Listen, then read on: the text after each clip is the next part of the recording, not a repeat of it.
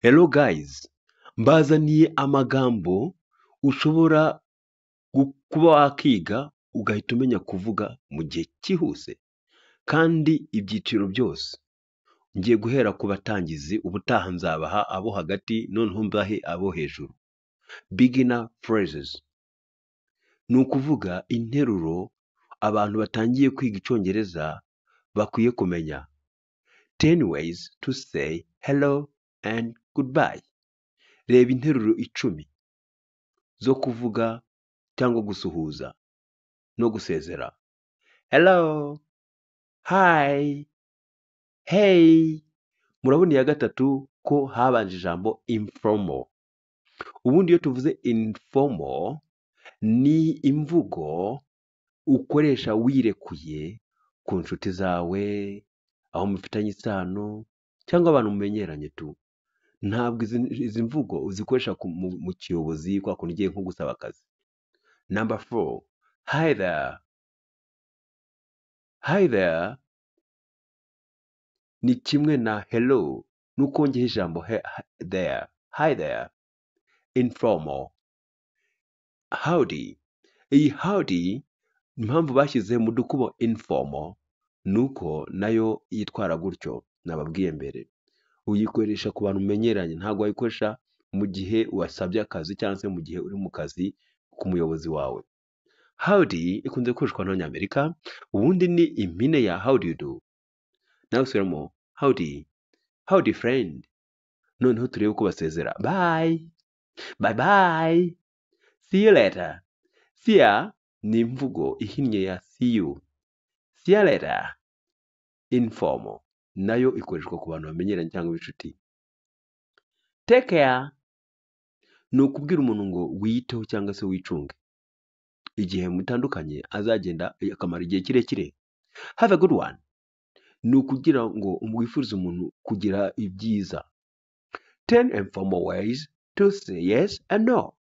Noneho mbibutse hano twongeye ijambo informal ni imvugo cyangwa ni uburyo ukoresha ku nshuti zawe cyangwa mufitanye isano mumenyeranye, ubemerera cyangwa ubahakanira. Yeah, yap, aha, sure. Izo eshanu ndangije ni ukuba wemereye umuntu ikintu akubwiye. Nope, na, no way. Naho izo zindi eshanu zikurikiyeho ni uguhakana, ni nko kuvuga ngo oya. 10 ways to ask how someone is. Noneho reba uburyo 10 wabaza umuntu amakuru. How are you? How is it going? How are you doing? How are things? Murabona ko aha hambere byose birabaza amakuru. How is life? Noneho twabazaga amakuru y'umuntu. How are you? How is it going? How are you doing? How are things? Byose ukubaza ngo umeze ute? Ibintu bimeze bite? Bimeze bite? Noneho ushobora no kubaza ku buzima. How is life? Ubuzima bumeze gute? Noneho iyo mudaherukana, ibi ngiye kukubwira icya gatandatu. How have you been? Urebe uko mbivuze, ntabwo ariko uko tuvuga siko biba byanditse. Iyo tuvuga turakoresha icyo bita impine, short form. How have you been? How have you been? Amakuru y'iminsi. None iyo tubivuze tuvuga ngo how have you been? How have you been? How is your family? Umuryango umeze ute? Ngo turaza kureba n'ibisubizo. What's up? What's up ni kimwe na what's new. Iyo umuntu akubwiye ngo what's up, aba akubajije ngo what's going on. Ni ibiki bijya mbere. Ni kimwe na what's new. Ni yahe makuru mashya ufite. Iya 10, where have you been up to lately? Umaze iminsi uhugiye mu biki. What have you been up to lately? Lately ni kimwe na recently. Iminsi mike yishize.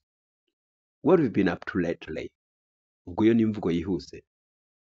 Noneho ureba uburyo bwo gusubiza. 10 ways to say how you are. Dore uburyo 10 bwo gusubiza uko umeze. I'm fine, thanks. How about you? Umuntu akubajije ngo how are you? Subiza ni meza, urakoze. I'm fine, thanks. How about you? Wowe se? Noneho akubajije how is it going? Bite. Subiza pretty good. Byiza cyane. Noneho wavuze how are you doing? uko bimeze bite, ugasubiza not bad, si bibi. Noneho wakubaje how are things, bimeze bite ibintu, ugasubiza great, ni ukuvuga ni byiza cyane. Noneho how is life, ubuzima bumeze bute, iyo umuntu avuze ngo how is life ugasubiza couldn't be better. Couldn't be better, nubwo wumvamo guhakana, ntabwo ari uguhakana, ni nko kuvuga ngo ni byiza. Noneho hakaza how have you been, amakuru y'iminsi, can't complain. Kuri wa muntu wavuze ngo how is life ugasubiza ngo can't complain, mbega haba hari ibitagenda neza ariko ntacyo bigutwayeho. Okay, niyo umuntu wakubwiye ngo how have you been usubiza ngo I've been busy, maze iminsi mpuze, mfite akazi kenshi. Busy niho bivuga akazi kenshi. Noneho umuntu wakubajije none how have you been, ushobora no kumusubiza ngo same as always, ni ibisanzwe. Iki gisubizo same as always ni nacyo utanga ku muntu wakubwiye ngo what have you been up to lately. What have you been up to lately, ubwo umaze iminsi ugiye mu biki. Yari ibisanzwe rero bavuga ngo same as always. Iyo bakubajije ngo how is life bitameze neza bavuga ngo not so great kuri 9, not so great ku 9, ntabwo bimeze neza. Ni kimwe na hano ku 10 could be better, urebye biri aho tu. Noneho ndababwira yuko umuntu wakubajije ngo what's up cyangwa what's new, uramusubiza ngo not much. Not much bivuga ngo nta byinshi, ni uko wakunda n'ibiki bijya mbere nta byinshi. Iyo bihari urabivuga, nk'urugero ibyo ndi gukora avuga ngo I'm teaching English, what's going on, ni kimwe no what's going on, n'ibiki bijya mbere, I'm teaching English. Good. Noneho reka dukomeze turebe 10 ways to say thank you, uburyo 10 byo gushimira. Thanks, urakoze. Thanks a lot, urakoze cyane. Noneho ngiye kukubwira ibintu 3 bivuga ngo urakoze cyane. Thanks a lot, thank you so much, thanks a million, byose bivuga ngo urakoze cyane. Thanks for your help, thanks for helping me, bivuze ngo urakoze kumfasha. I really appreciate it, ibyo ndabigushimiye. N'igihe gukorera ikintu ukacyishimira, ukacyishimira umuntu. I'm really grateful, nabyo bivuga ngo ndagushimiye n'ukuri. That's so kind of you, ni ukuvuga ngo ungiriye neza cyane. I can't thank you enough, sinabasha kugushima bihagije. Ni igihe ibintu bagukoreye birenze cyane. Number 10, I owe you one. Ibi ngibi ni nko kubwira umuntu ngo ibyo unkoreye nanjye ikindi gihe mu gihe kizaza nzabikwitura. Ubwo twari turi kureba gushimira, none turebe uko basubiza. 10 ways to respond to thank you, uburyo 10 wasubiza. You're welcome, no problem, no worries, don't mention it, my pleasure, anytime, it was the least I could do, glad to help, sure, thank you. Ushobora no gukoresha iri jambo nyine ku wundi muntu wagushimiye, nawe ufite ikindi kintu washimira umuntu. Muri makeya umuntu ugushimiye muri buriya buryo twabonye hariya hejuru, twashobora kumusubiramo bino bintu. Mwibuke ubwo buryo mujye musubiza inyuma mu bwige. Tugiye kuri 5 phrases for apologizing. Turebe interuro 5 wasabamo imbabazi. I'm sorry that. Noneho ushobora kongeraho icyo usabira imbabazi. I'm sorry that I was so rude yesterday. Uvuga ngo mbabarire ko nagaragaje imyitwarire mibi ejo. It's my fault. It's my fault. Ni ikosa ryanjye. Ni ngombwa ni igihe havutse ikibazo ariko akaba ari nyirabayazana. Uvuga ngo it's my fault. Oops, sorry. Uvuga ni igihe habaye akantu gato cyane kagakosa. Uvuga ngo oops, sorry. I should have bakunda kuyihina ngo I should have. Urugero iyo bavuga ntabwo bavuga I should have, ahubwo bavuga ngo I should have. Iyo how ukayisiba. I should have called you and told you I'd be late. Nakagombye kuba naguhamagaye nkakubwira ko nari gukererwa. Number 5, iyo bashyize mo formal ni ibintu ukoresha ku bantu wubashye w'abayobozi, abantu bagukuriye. Urababwira ngo I apologize for, ukavuga icyo usabiye imbabazi. I apologize for the delay, nsabye imbabazi gukererwa. Noneho se ugasubiza ngo iki? Turebe ukuntu usubiza. Let's look at how to respond. Okay. Rebera hamwe uburyo butanu. 5 ways to respond to an apology. Dore uburyo butanu wasubiza ugusabye imbabazi. That's okay. Ntacyo. It happens. Bibaho. No problem. Nta kibazo. Don't worry about it. Byiguhangayikisha. Ntabyigutera ikibazo. I forgive you. Ni igihe ibintu byari byabaye byari biteye ubwoba. Byari biri serious bikomeye. Ubwo uravuga ngo ndakubabariye. I forgive you. Ubwo rero ndi kubivuga nihuta ariko kuko uba uri kureba video ushobora kuzajya usubiramo kenshi. 10 phrases for introduction. Dore uburyo rero 10 noneho wakibwira umuntu. Ndaza kugenda nshyiraho n'urugero. I just wanted to introduce myself. I'm. Kongera izina ryawe. Urabona ko mu dukubo bashyize ngo your name. Reka nivuge. I just wanted to introduce myself. I'm Jean de Dieu. Nuvuga ngo nashakaga kubibwira ndi Jean de Dieu. Yanditwa Jean de Dieu. Ushobora no kubwira umuntu ngo I don't think we've met before. My name is. Ugashyira izina ryawe. Your name. Bivuze ngo sintekereza ko twigeze guhura mbere cyangwa se hari aho twahuriye. Ukaba tuvuga uti my name is. Ugashyira amazina yawe. Nitwa runaka. Kambisubiremo. I don't think we've met before. My name is Jean de Dieu. Sinibwira cyangwa sinibaza ko twigeze guhura mbere. Nitwa Jean de Dieu. This is dore ushobora kubikoresha mu buryo bubiri. Iyo uri nko mu kiganiro ugiye kuvugana n'abantu bagukurikiye nko kuri televiziyo, ushobora kwibwira ngo this is Jean de Dieu talking to you. This is Jean de Dieu. Ukaba uvuze izina ryawe. Uvuze ko witwa gutyo. Ariko nanone iyi this is uyikoresha igihe kuri telefone umuntu aguhamagaye ukivuga. This is Jean de Dieu speaking. Ni Jean de Dieu muvugana. Iya kane, I'd like you to meet. Ni igihe uri guhuza abantu bataziranye. Umwe uramubwira uti I'd like you to meet. Ugashyiraho izina ry'uwo wundi atazi. Nk'urugero niba ari John ushaka guhura na Peter, ndavuga ngo nkabwira John nti I'd like you to meet Peter. Ndagira ngo umenyane na Peter. Noneho nanone nshaka kubahuza ntavuze gutyo nabo ngo have you met. Reka nkubwire ngo have you met John. Ubwo mba ngira ngo umenyane nande na John. Aho mwahuriye. Cyangwa nkakubwira ngo I'd like to introduce you to. Nkahita mvuga izina ry'uwo muntu utazi. Nk'urugero I'd like to introduce you to John. I'd like to introduce you to John. Nagira ngo mbahuze na John mumenyane. Iyo birangiye usubiza ngo iki? Abo bose bahuye bahita baganira ngo nice to meet you. Umwe ahita avuga nice to meet you. Nuko ndakwishimiye. It's a pleasure to meet you. Pleasure biva ku ijambo please bivuga gushimisha. Pleasure ni umunezero. It's a pleasure to meet you. Ni umunezero guhura nawe. Likewise. Bivuga ngo nanjye nuko. Cyangwa ukavuga ngo and you. Mbibutse nimero ya mbere hano twagaragaje amagambo yanditse cyane. Number 1 and 2 I used to introduce yourself. Iya mbere n'iya kabiri ni igihe uba wivuga. 3 and 6 I used to introduce someone else. 3 na 6 ni igihe uvuga undi. 9 and 10 can be used as a response to 7 and 8. Naho 9 n'10 zikaba zakoreshwa nk'igisubizo kuri 7 n'8. Okay. 6 ways to show interest. Reba noneho uburyo butandatu kugaragaza ko ushishikariye ikintu cyangwa se ko kigushimisha. Mbega ko ushamajwe n'ikintu. Iyo bita to show interest. Okay. Number 1. Really? Nibyo se? That's interesting. Really? Nibyo se? That's interesting. Birashimishije. Aha. Right. Ni byiza.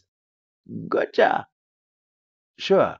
Aho ndakumvise. Kwa kuntu uvuga ngo gotcha ngiye umuntu akubwiye ikintu ugahita wumva ndagikurikiye. Ndagukurikiye rwose. You can use these phrases to show the other person that you are listening. Ibi ngibi mbabwiye haruguru ubikoresha ugira ngo werekane ko uteze amatwi, wereke uwo muntu muri kuvugana ko umuteze amatwi. 5 ways to end a conversation politely. Dore uburyo butanu wasoza ikiganiro mu kinyabupfura. Uravuga uti it was nice chatting with you. byanejeje kuganira nawe. Well, it's getting late.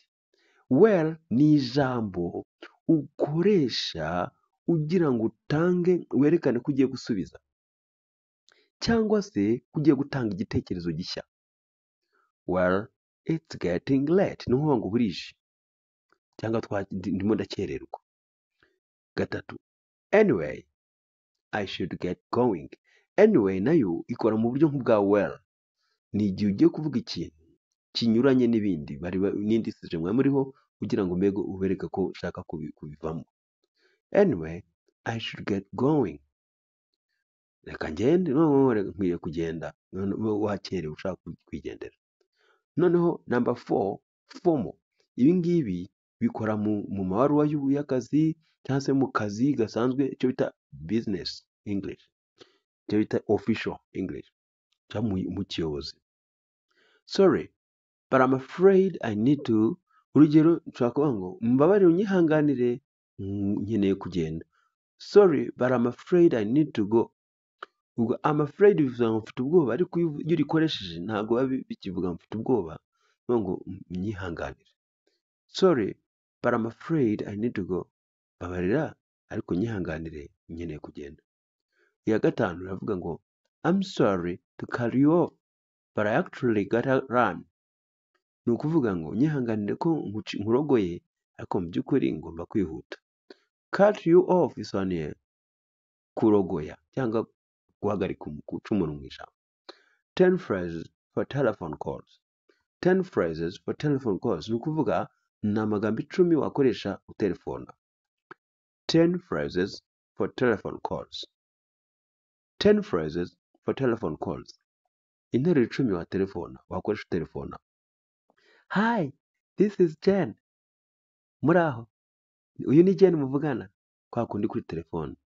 Formal ni ku bantu muri administration, mu butegetsi, mu buyobozi. Ukoresha bino. Wenda tuvuge niba baguhamagaye uhagarara ikigo runaka, ari ushinzwe kwakira kuri reception, kwitaba amatelefone, bavuga ngo iyo uvuganye n'uwo muntu, sibyo, umuyobozi uravuga ngo may I speak with John Smith? Ushobora kuvugana na runaka na John Smith. May I speak with, urumva ko harimo ikinyabupfura. Naho inshuti zisanzwe ziziranye bakoresha ubwo buryo bwitwa informal. Wenda tuvuge niba ari umuntu telefonye ariko ikitabwa n'undi, uramubaza. Urugero, is John there? John ariyo, arahari? None iyo ari ibyo usobanuza uravuga ngo I'm calling about ngo mba telefone ngira ngo mbasobanuze ibi n'ibi. Urugero, nshobora kuvuga ngo I'm calling about job application requirements.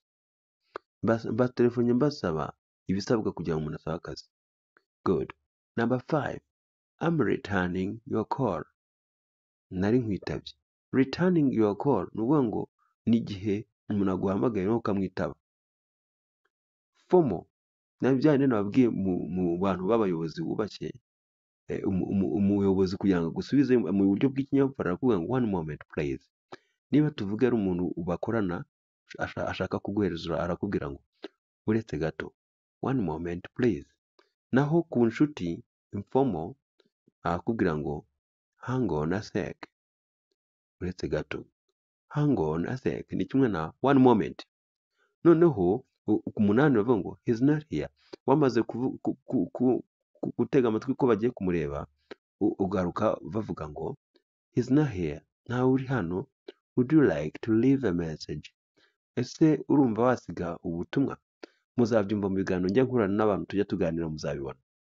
9, could you ask him to call me back? Ushobora kumubwira akaza kuntelefona nanjye cyangwa se kongera kuntelefona. Call me back bisobanuye kimwe na call me again. 10, thanks for calling. 10 navuga ngo murakoze kuduhamagara. Ayo ni amagambo ajyanye no gutelefona. Nukenera ayandi uzajye kuri ino link uyikandeho, uzandike aya magambo muri search uyinjizemo, uzabona izindi phrases zindi zirenze zo kuri telefone. Tugeze kuri 10 phrases for asking for information. Iyo ubaza hari amakuru cyangwa se ibyo ukeneye kumenya, hari uburyo 10 ushobora kubwiramo. Can you tell me? ushobora kumbwira could you tell me, ushobora kumbwira I'd like to know, ndashaka kumenya. Do you know, waba uzi. Do you have any idea, hari igitekerezo ufite. Could anyone tell me, hari uwambwira. Iyi nteruro uyikoresha ubaza itsinda ry'abantu benshi. Would you happen to know, hari icyo ubiziho. I don't suppose you would know, sinzi niba wamenya. I was wondering, nibazaga niba. I'm calling to find out, bahamagaye nsobanuza. Ubu izi nteruro uzikoresha muri telefone. Use 4, 5, 7 and 8.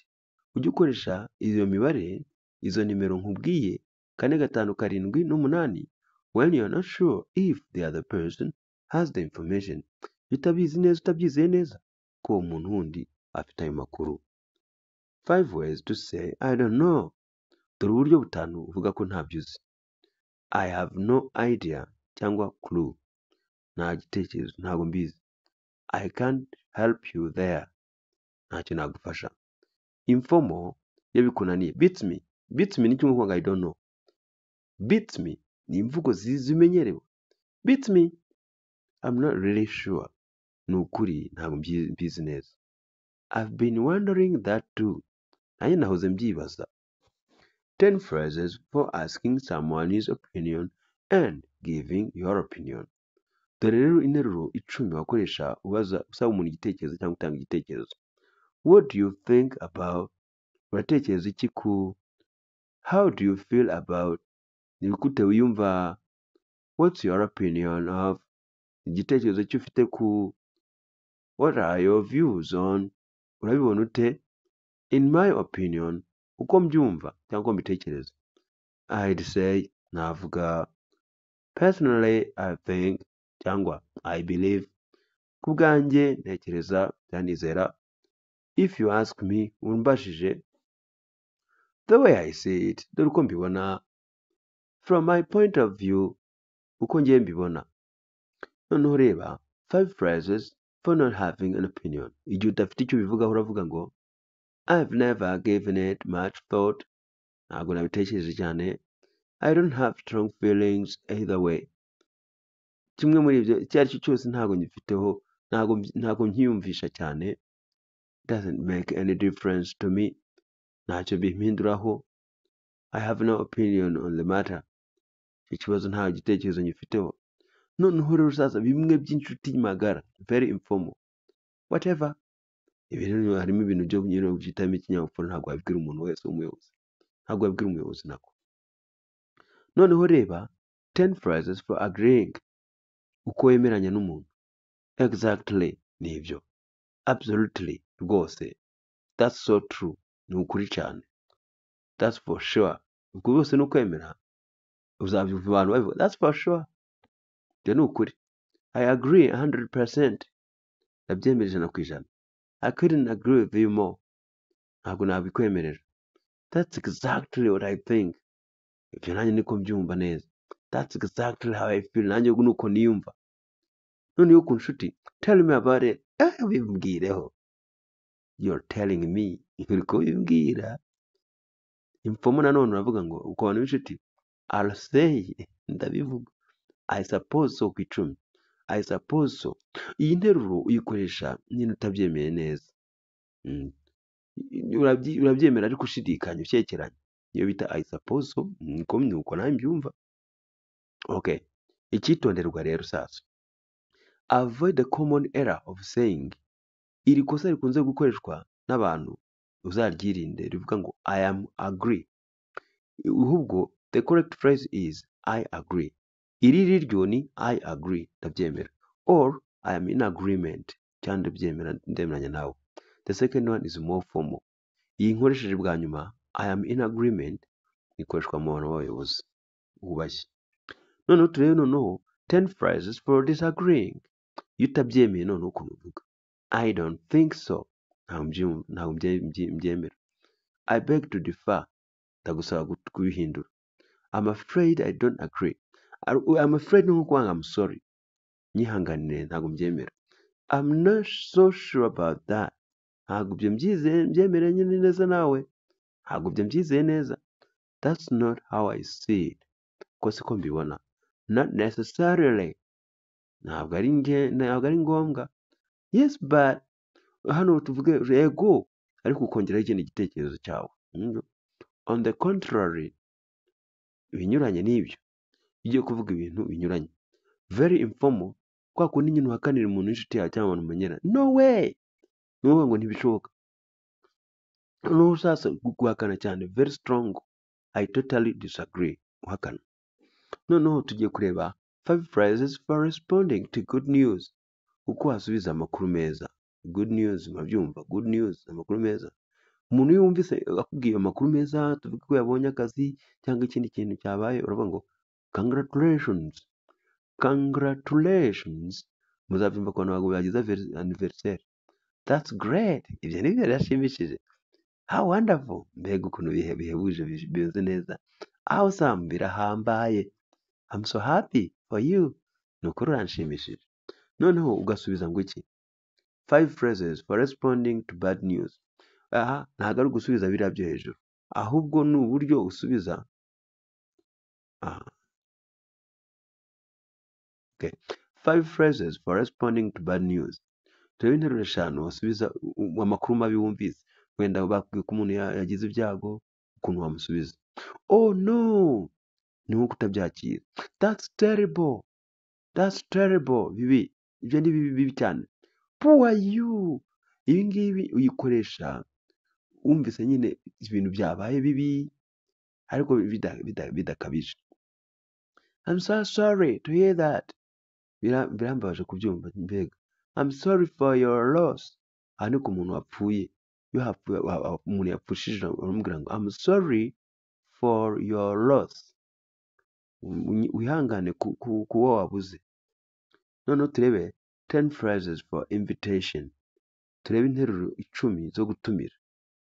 Iyo utumira umuntu wenda igihe runaka baravuga are you free Saturday night, ukongeraho igihe. Are you free Sunday night? Uzaboneka Sunday nijoro. Are you free Monday night? Kwa mbere nijoro. Kabiri. Are you doing anything? Ukavuga umunsi.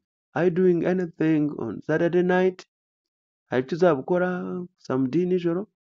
Let me check my calendar. Reka ndebe kuri kalendari. Informal ku bantu b'inshuti. Do you wanna see a movie?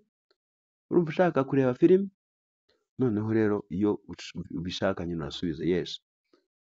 Noneho formal mu bayobozi, would you like to, uburyo kwa kurya muri restaurant bakubaza ushaka kujya kugurira umuntu, uramubwira ngo would you like to join me for dinner? Urumva waza tugasangira ibya nijoro? Iyo wemeye uravuga ngo I'd love to, byanshimisha. Sounds great, byiza. I'd love to, but I have another commitment. Umuntu avuze ngo I'd love to, ngo ndabyishimiye, but I have another commitment. Ariko mfite indi nshingano. I don't think I can. Ntabwo numva ko nabishobora. Maybe another time. Maybe another time. Uzumva bivuga. Wenda ikindi gihe. Noneho reba 5 ways to make and respond to an offer. Kwa kuno umuntu agutumiye aguha ikintu ushaka kumusubiza. More formal. Kuri babandi nyine b'abayobozi. Would you like a drink? Urashaka icyo kunywa? Noneho ku nshuti. Do you want some water? Ushaka amazi? Can I get you something to eat? Ushaka icyo kurya? Cyangwa nakurebera icyo kurya? That'd be great. That'd be great. Thanks. Byaba ari byiza urakoze. Cyangwa iyo uhakanye uravuga no thanks. I'm okay. Oya urakoze. Meze neza. Number 6. 6 phrases for talking about future plans. Uburyo butandatu bwo kuvuga kuri gahunda z'ejo hazaza. Mu biganiro nabigishe muzabibona. I'm going to. Ntimwite kuba ntashyizeho ingero kubera igihe cyacu, ariko ufate muri bya biganiro njya nkoresha uzareba ahantu nabikoresheje. Ibiganiro njya mbigisha. I'm going to. Ni igihe uri kuvuga ikintu ugiye wenda kuzakora. I'm planning to. Iyo upanga gukora ikintu. I hope to. Iyo wizeye gukora ikintu. I'd like to. Iyo ugira ngo ukore ikintu. I might. iyo ukekeranya kuzakora ikintu cyangwa I may, ushobora kuzareba itandukaniro nujya kuri iyo link. Noneho turebe 10 ways to talk about likes and dislikes. Dore uburyo 10 wavuga 10 ways to talk about likes and dislikes. Dore uburyo 10 wavuga ibintu wishimiye cyangwa utishimiye. Yari ibintu ukunda uravuga I love. Urugero umukino w'umupira w'amaguru wita soccer. Iyo ukunda uravuga ngo I love soccer. Cyangwa ukavuga ngo I'm really into soccer. I love soccer. Nkunda umupira w'amaguru. I'm really into soccer. Nabyo bivuga ngo nkunda umupira w'amaguru. I live for soccer. Nabyo bivuga ngo mbeshejweho n'umupira w'amaguru. Ariko nanone nko kuvuga ngo ndawukunda. Ariko nanone nko kuvuga ko ukunda. Soccer is my thing. Kwa kundi umuntu avuga ngo ibi ni ibintu byanjye. Ukina umupira ni ibyanjye. I'm crazy about. Ushobora no kubwira umukunzi wawe uti I'm crazy about you. Mbega waransajije. Cyangwa se ndasara iyo nkubonye. Iyo umuntu avuze I'm crazy about ni ikintu abakunda cyane, ntabwo ari ugusara ko guta ubwenge. I'm crazy about soccer nuvuga ngo nkunda cyane umupira w'amaguru. I'm not a huge fan of modern art. Ntabwo ndi umufana cyane w'ibintu bijyanye n'iki n'ubugeni bugezweho. Modern art isn't my cup of tea. Urabizi ko cup of tea ni itasi y'icyayi. Nuvuga ngo ibintu by'ubugeni bugezweho ntabwo ari itasi yanjye y'icyayi. I don't really care for modern art. Simbyitaho cyangwa simbikunda. I'm not into modern art. Ntabwo mbikunda. I can't stand. Iyo rero umuntu afite imico cyangwa se ikintu runaka kitakunejeje utakihanganira, uravuga ngo I can't stand. Urugero John ashobora kuba anywa itabi ngo I can't stand smoking. Ni igihe umuntu anywa itabi ari kunywera hafi. Noneho turebe 5 ways to make a suggestion. Uburyo 5 watanga igitekerezo. Suggestion ni igitekerezo cy'ikintu cyabaho. Urugero cya mbere, how about, ukavuga urugero ese wagira gukina gutya, how about trying something new, ese wagerageza ikintu gishya. Cya kabiri, why don't you talk to your boss, kutavugisha boss wawe igihe ugira umuntu inama.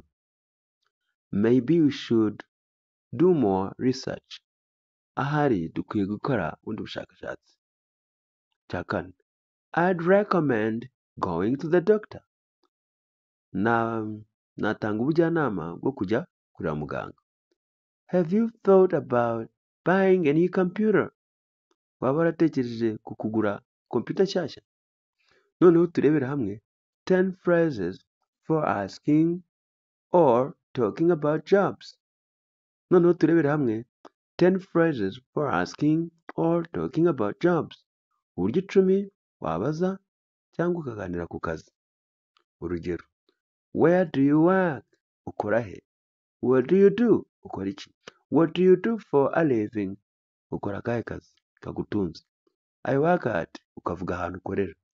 I work at Microsoft, niyo ukavuga agace. I work at MTN, nkorera kuri MTN. Iyo uvuga akazi ukora uvuga ngo cyangwa I'm an, urugero njye ndi umwarimu, I'm a teacher. Wenda tuvuge uri umu officer, I'm an officer. Cyangwa se uvuga ngo I'm an artist, ndi umunyabugeni, umusizi, umuhanzi. Iyo udafite akazi uravuga ngo I'm unemployed. I'm unemployed nta kazi mfite. Cyangwa umunyabiraka, I'm between jobs at the moment, ndacyashakisha akazi. I'm looking for work, ndashaka akazi. I'm a stay at home mom, ndi umumama wigumira mu rugo. I'm a stay at home dad, cyangwa papa wirirwa mu rugo. I run my own business, ndikorera. I'm a freelance. Freelance ni umuntu wandika, ukora designer n'ibindi, nibo baba freelance. Aka kazi kabaho, nigeze no kugasaba. Number 10, I'm retired. Ni igihe wageze mu zabukuru. mbega wasezeye ku kazi, icyo bita pansiyo. Turangije rero tugeze ku magambo 10, icyo bita tugeze kuri 10 phrases for describing relationships. Dore interuro 10 zo kugaragaza isano hagati yawe n'abandi. Niba wubatse, niba uri ingaragu uravuga ngo I'm single. Single ni umuntu w'ingaragu. Iyo ufite inshuti y'umukobwa cyangwa umuhungu uravuga ngo I have a boyfriend. Iyo ari umuhungu w'inshuti yawe. I have a girlfriend. Iyo ari umukobwa w'inshuti yawe. We're engaged ni igihe mwashyingiwe mu murenge. We're engaged, mbega mwese mwabamaze, mugiye kuba mwiteguye kubana. We're getting married in June. Tuzashingirwa mu kwa gatandatu. Iyo wubatse uravuga I'm married, waba umaze kubona umugabo mwarasezeranye. I've been married for, uvuga igihe umaze ushatse uravuga ngo I've been married for 10 years. Ubwo ni imyaka 10. Iyo wahukanye byemewe n'amategeko, iyo wasezeranye byemewe n'amategeko uravuga ngo I'm divorced. Naho iyo umugabo cyangwa umugore yapfuye, ubwo warapfakaye, uravuga ngo I'm widowed. I'm widowed. Ni ukuvuga ngo narapfakaye. Icya 9, I'm not looking for anything serious. Nta na gahunda ufite. Icya 10, I'm not quite over my ex. Ni ukuvuga ngo bitari byakuvamo, hari uwo mwatandukanye, mwashwanye, bitari byakuvamo. Ubutaha ntuzacikwe n'ibiganiro by'abantu bageze hagati noneho. Nibiga neza izi nteruro nkubwiye, mu biganiro nzaguha uzajya ubyumva, nawe uzajya uvuga nk'abandi, nawe uzajya uvugana n'abandi nk'uku nguku. Thanks for listening. Thanks for watching. If this is your first time, don't leave without hitting the subscribe button. Niba ari ubwa mbere ugeze hano, ntugende udakoze kuri subscribe, like and share as well. Ubikunde kandi ubisangize inshuti.